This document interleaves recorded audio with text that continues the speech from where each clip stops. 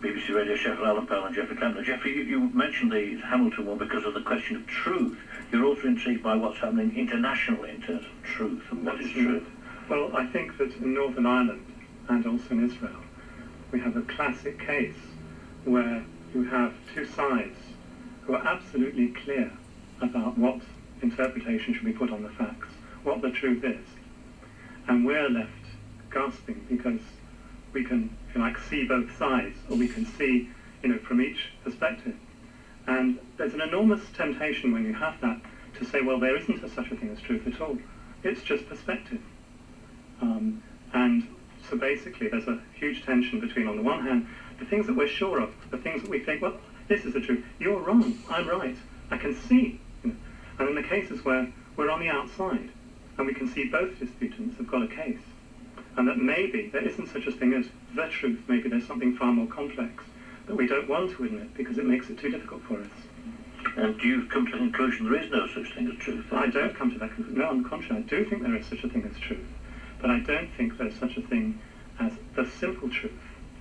I think too often we're looking for the simple truth because it's easy, whereas in fact there's a complex truth that involves a lot of unravelling and working out of rights and wrongs.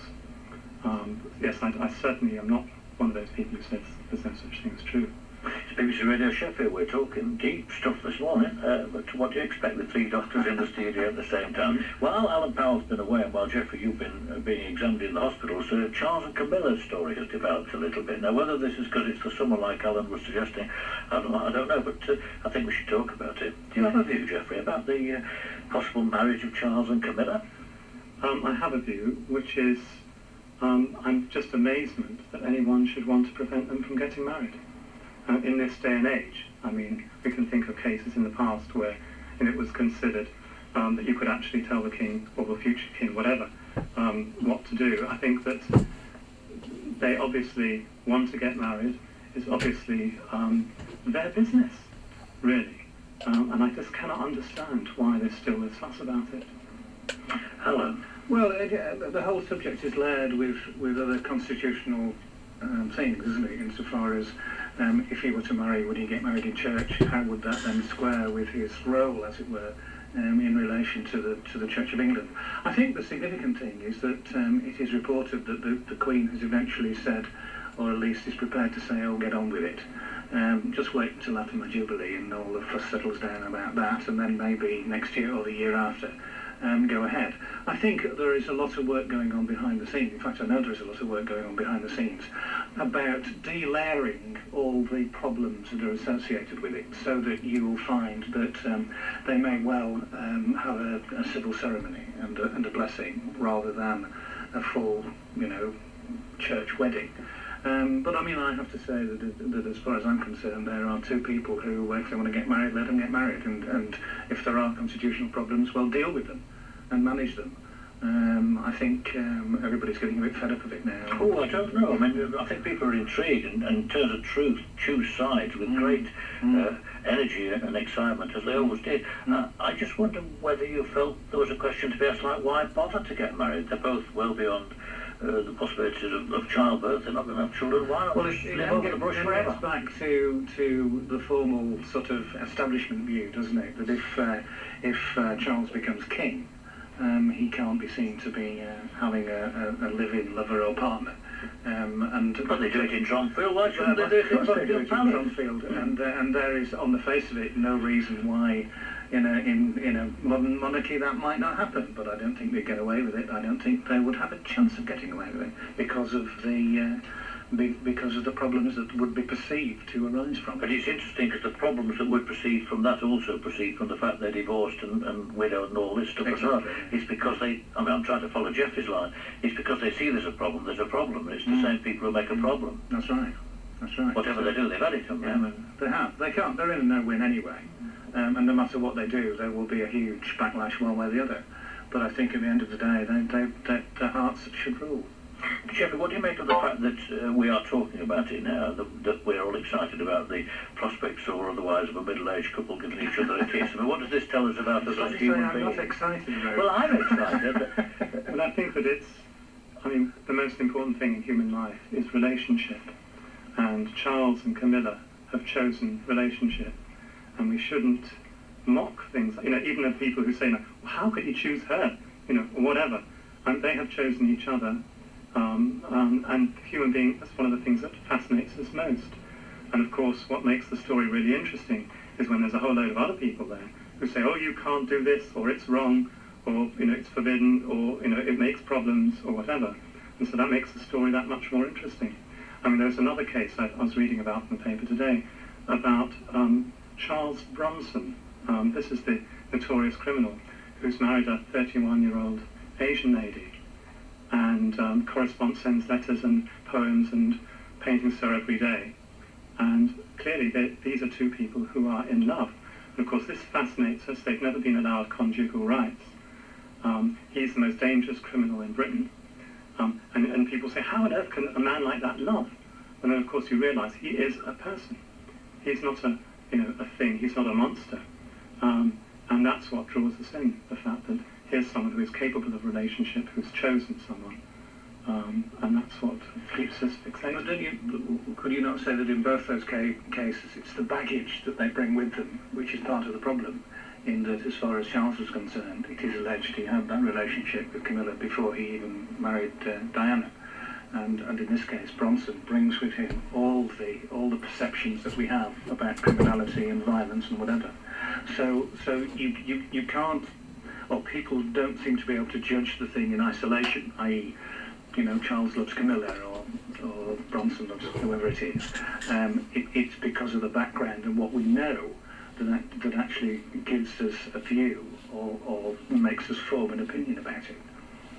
BBC Radio Sheffield, Alan Powell, Geofffrey, Klempner. We're talking about the week and its news and the things we've done, and we've talked about some of the issues that have been knocking around. What about the other ones? Have you heard the story about Arriva Trains that haven't always been arriving because they're short of drivers? I'm afraid I was involved with this yesterday. Do you want to say something about it? I'm very angry. I'm a very angry man. Do philosophers get angry? No, I do get angry. I didn't vent my anger, as another passenger did vent his anger, and it was quite a sorry sight to see this poor station master being howled at. I didn't vent my anger, but what happened was two of our daughters were going for a Paris day trip, and they were going with my wife to Manchester. As the first stage of their journey, they were going to go with their grandma, and the Arriva train didn't arrive. Well, actually, more happened. One of the daughters forgot her inhaler, so they had to call me from home to bring the inhaler. So they missed one train, and then the train that they were expecting, the next train, didn't come, and I had to sit with 3 girls, the youngest was 6, on a railway platform for 1 hour and 20 minutes while waiting for the next train. And it is extremely aggravating when that happens. Did they tell you what had happened? I think I heard that the train had broken down, but this has happened before, and on the previous occasion they couldn't find a driver. Right? Well, indeed, right. I mean, I'm following the way the story that we carried on Radio Sheffield this morning, Jeremy Buxton interviewing the man from Arriva, who's saying that, yes, indeed, there weren't enough drivers, but there were drivers on stream. I think they were now training them. Alan, what do you think about Arriva and its shortage of drivers? Well, I think it's not just Arriva, is it? You look in the South East and the problems that Connex have. You look at Virgin and Lake Trains. You look at not so much Middle and Main Line, who at least have the courtesy to keep you informed. I think not having drivers is absolutely disgraceful. I think there could be mechanical breakdowns, there could be mishaps, but not having the staff to do it is just inexcusable. And I think people are getting fed up of the cavalier attitude that they seem to have when these things happen, and they don't realise there are people like Geofffrey sitting on a platform with children for an hour, or somebody who was trying to get a train or a ferry or an aeroplane or whatever, and they just don't seem to take it seriously enough. Is it because of the privatisation of the railways, do you think? I think that has a lot to do with it, and I think, in my own view, is that privatisation isn't working. Now, if it had been done in another way, it may well have. But in its present form, I don't think there is any doubt that it was a huge mistake, which now most people regret. Well, the other topics we've talked about on the radio and things this week on Radio Sheffield have included the suggestion that there's now about to be an attempt to get rid of the graffiti in Sheffield. Do you have a view about Sheffield's graffiti? I do. What's your view? My view is that you need to tackle the problems of graffiti, but you also need to tackle the problems that cause people to do it in the first place. And I think at the moment we're probably overbalanced on cleaning, and rather than the social conditions that that make people do things like that. What's your view on graffiti, Geoffrey? I think I would disagree that social conditions make people do graffiti. Graffiti has grown like a kind of a virus. It's something that people have learned to do, and they teach others to do, and they think it's fun. And when that happens, it gets momentum of its own, which you can no longer attach to social conditions. You know, rich kids do it too. I'm absolutely certain of that. But I'm not talking, I don't think social conditions are necessarily deprivation in a sense of being poor. Right. I think we're talking about the culture within which young people operate. And I also think that we ought to be, I mean, a lot of people know who these people are and why they, and what, and where they go and how they do it. I think sometimes we ought to be making more effort to talk to them. Thanks. Thank you both very much indeed. What are you doing next week, Geoffrey? What am I doing next week? I'll be writing an awful lot of emails still to people explaining my present situation. I'm planning for a conference which I'm going to be invited to in September on distance learning, where I'll be talking about my philosophy project, and I have to write a sort of a 20-minute piece which I'm going to deliver. And I shall be taking things easy, not just working too hard. Right, so I'm looking at Capris at the moment. I don't have a car, and I actually did look through a couple this week. Did you? Keith with a red Capri for £250, which was very, very much the worse for wear. Chris with a blue Capri for £350, which was a little better, but unfortunately still not up to the standards one requires. Is that the sort of money a philosopher can raise these days? That is the sort of money a philosopher can raise, I'm sad to say. There's more money in journalism. Alan Powell, you doing next week?